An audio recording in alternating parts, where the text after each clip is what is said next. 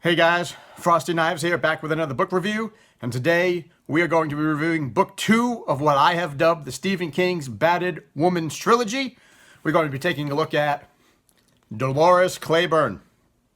Here I have in softcover and also in hardcover, and I like that cover of her staring menacingly down at the well with the eclipse behind her.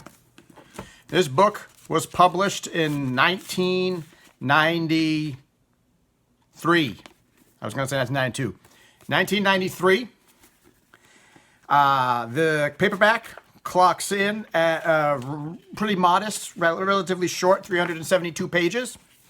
And the hardcover clocks in at 305 pages. And having read this book, I have discovered that this was actually my first time reading it. I have never read this book before. And which is weird to me because I know the story inside and out, because I have seen the movie so many times that I know the story. So I automatically assumed that I had read the book, and I had automatically assumed wrong. I did not read this book. I just read it, and this is the first time that I've actually read it. So chalk that up. This is a first time Frosty read. Thought I'd read all of his books. Apparently, I was wrong. So here we are with Dolores Claiborne. And a couple of things I want to talk about on the paperback. First of all, what I really like about the paperback is that if you look in the middle, in the beginning, because this is what they basically have, because this is about the eclipse, just like Gerald's Game was about the day of the eclipse, this is also about the day of the eclipse.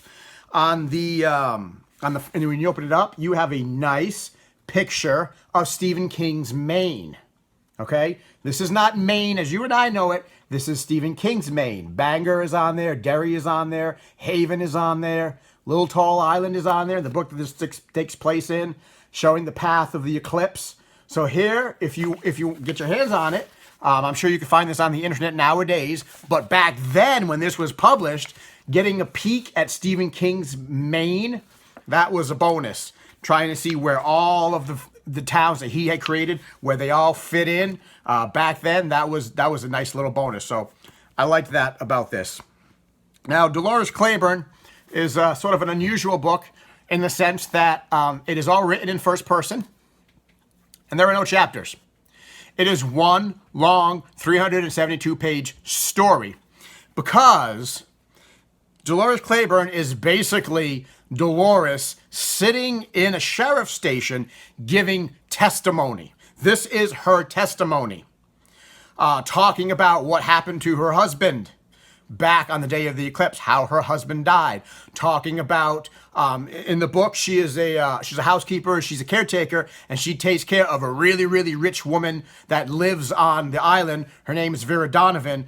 And she was her housekeeper, and then as Vera got older, she became her caretaker. As Vera got, Alzheimer's, it became disabled and was bedridden.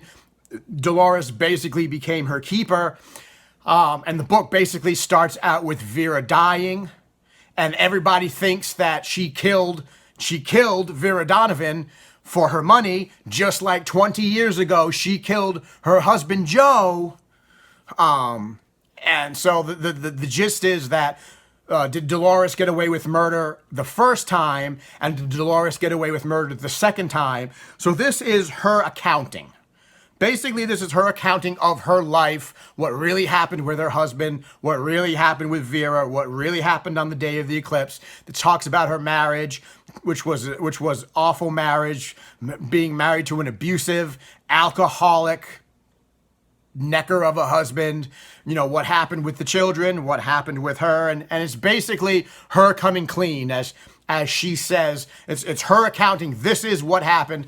When you live on an island, everybody talks, and everybody thinks they know what the story is, and everybody thinks they know the truth because everybody's talking about everybody's business. Well, Dolores comes out and says, you think you know what the truth is? I'm going to tell you what the truth is. And it's just one big long accounting. One big long talking of basically her and her marriage and her work and her life. It is Dolores Claiborne, the book, is awesome. Dolores Claiborne, the character, the woman, the mother, the wife, the caretaker, is probably one of Stephen King's greatest one of his greatest, if not his greatest character creations, because she is so fleshed out. And the funny thing is that I have seen the movie so many times. And in the movie, Kathy Bates plays Dolores Claiborne. Kathy Bates, I love Kathy Bates. She played in Misery, loved her in that, loved her in American Horror Story, loved her in everything that she's done. And I'd seen the movie so much that as I was reading this in first person, I could hear Kathy Bates narrating in my head as if she was telling me the story, as if she really was Dolores Claiborne. And that was cool. That was neat. But the character of Dolores is such a great character. She's such a great person. She's such a great woman, such a great look at, I mean, this book looks at, motherhood and what it's like to be in an abusive marriage and the lengths that one will go to in order to protect the ones they love. It's funny, the tagline of the book, if you look on the back, the tagline of the book is, everything I did for love. Which she says in there, everything I did it for love. What I did with Joe, what happened with Vera, what happened with Selena, my daughter, everything that I did, all the things. And she did some pretty horrendous things in the book, but everything I did for love. I find that funny. That's the tagline of the book. The tagline of the movie, or the main gist of the movie that I got, was a completely different quote. And it's in here. The tagline of the movie, or the gist of the movie, was something that Vera tells Dolores right before Dolores' husband dies. Vera tells her, sometimes you have to be a high-riding bitch to survive. Sometimes being a bitch is all the woman has to hold on to. This book is chock full of such great little tidbits and quotes and things like that. That is really, really, really good. And you feel bad. You feel bad. You feel worse for Dolores than you do for Jesse Burlingame, I think. I mean, you felt bad for Jesse Burlingame and what happened in Gerald's game, and you feel bad for her and what happened to her and everything that happened to her. But I feel worse. I feel bad for what happened to Dolores, but you also feel sort of empowered, and you also root her on because you know that she is just a straight shooting, no bullshit, right to the point, matter of fact, island woman. And everything that she does is straight shooting, right to the quick. And you get a good look at island life and how people deal with each other when they live on a small community in a small island like that. You get a really good look at, just that small town country living, small town country marriages, and what happens when something really horrible happens in a small town and you deal with it. And people talk, and people are always going to talk, and people are always going to think that they know the answers. And most of the time, like Dolores says in the book, when you look at a marriage, there's always two sides to the marriage. There's the top side and there's the bottom side. The top side is the part that everybody sees. The bottom side is the truth.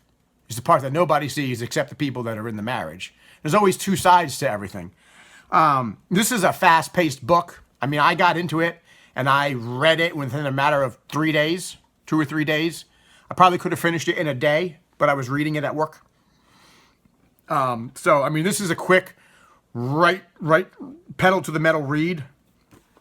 And I think it is awesome. I think it is a great look at a lot of things, a great look at motherhood, a great look at marriage, a great look at bad marriages, a great look at island life and little small town community life. And, you really get a sense as she's reading, because you're reading it and you can hear the accent and you can hear the island lingo and you can hear the Maine dialect in her. And she comes alive as every page goes on. She becomes more and more of a person until you get to the end of the book. And it's basically like Dolores Claiborne is sitting down next to you, reading, telling you the story. You're not reading it anymore. By the time you get to the end, you're not reading anymore. You're having a cup of coffee. You're having a cup of Joe with Dolores at her kitchen table, and she's telling you the story. This is such a fleshed out.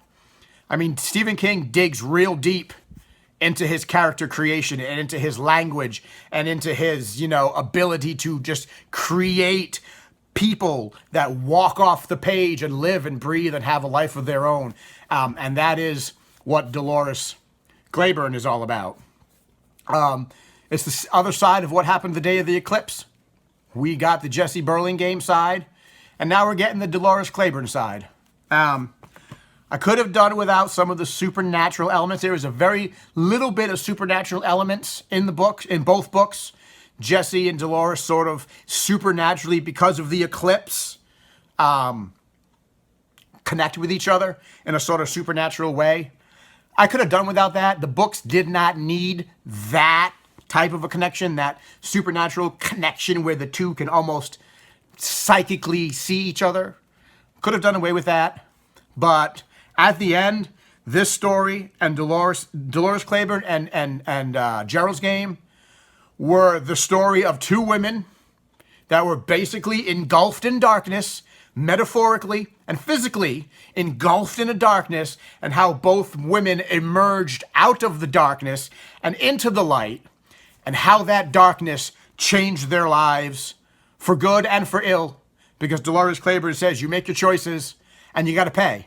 Whether your choices are good, whether your choices are bad, you have made your choices, and then you have to pay. At the end of the day, you got to pay for your choices, whether they're good or bad. And that's what this is. This is her reckoning. This is her coming clean to talk and pay for all of the choices that she made in her life. I like this more than Gerald's Game. And I suspect I'm going to like it more than Rose Madder, which is the last book in sort of that little trilogy. And that's the next book I'm going to read. But out of the three, this is my favorite. And out of the three, I suspect I'm going to tell you in the next review, read this first, read Gerald's Game second, read Rose Madder third. But I would definitely pick this up in softcover and hardcover. Picture for my thumbnail. Rent it, get it somewhere, doesn't matter where.